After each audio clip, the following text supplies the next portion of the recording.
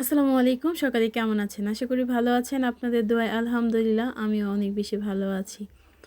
আজ চলে আসলাম আমি আমার খালামণির বাড়িতে। আর খালামণির বাড়িতে আসলে আমার শুরু হয় নানান ধরনের ছোটোখাটো বিনোদন। তো আমি সবসময় অনেক বেশি ভালোবাসি যেই কোনো জায়গায় বেড়াতে আসলে নিজের হাতে কিছু করে সবাইকে খাওয়াতে।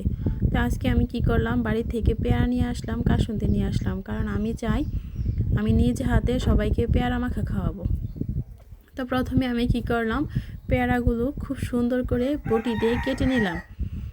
তারপর দেখেন কত সুন্দর করে পেয়ারাগুলো আমি কাটছি। কাটার পর এখন পেয়ারার মধ্যে আমি এক এক করে সব দিলাম। প্রথমে হচ্ছে কি করছি, আমি সুন্দর করে মরিচগুলো পুড়ে নিছি। পোড়ার পর ছোট ছোট করে মরিচগুলো হাতের সাহায্যে কেটে নিলাম। তারপর স্বাদ মতো লবণ দিলাম। এখন সুন্দর করে কাসুন্দি দিচ্ছি। আসলে এই সিজনে সবারই জ্বর ঠান্ডা অনেক বেশি, আর এই জ্বর ঠান্ডার মধ্যে যদি সবারই এরকম করে কাসুন্দি দিয়ে পেয়ারা মাখা খাওয়া হয় ভীষণ ভালো লাগে। আমার তো ভীষণ জ্বর ঠান্ডা আজকে 2 মাস যাবত। তো আজকে ভাবলাম আমি কেন একা খাবো, সবাইকে নিয়ে কাসুন্দি মাখা দিয়ে পেয়ারা খাই। তো সুন্দর করে আমি পেয়ারাগুলো মাখলাম। মেখে দেখেন কত লোভনীয় দেখা যাচ্ছে না আমার পেয়ারা মাখাটা। পেয়ারা মাখার পর আমরা এক এক করে সবাই খাবো।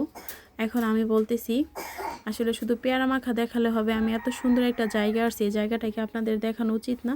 তার জন্য আমি ব্যাক ক্যামেরাতে দেখালাম। দেখেন কত সুন্দর লাগতেছে আকাশ, গাছগুলো ভীষণ সুন্দর। আর এরকম সবুজ গাছগুলো দেখতে ভীষণ ভালো লাগে। আপনাদের কেমন লাগে এরকম সবুজ গাছপালা? আমার তো ভীষণ ভালো লাগে এরকম সবুজ গাছপালাগুলো দেখে। এখন দেখেন আমি অনেক স্বাদ করে পেয়ারা মাখা খাচ্ছি। আপনাদের যাদের যাদের আমাদের পেয়ারা মাখাটা পছন্দ হয়েছে চলে আসেন আমাদের বাড়িতে, দাওয়াত রইল পেয়ারা মাখার। আর আমার ভিডিওটা যদি আপনাদের ভালো লেগে থাকে অবশ্যই লাইক কমেন্ট করবেন। আল্লাহ হাফেজ।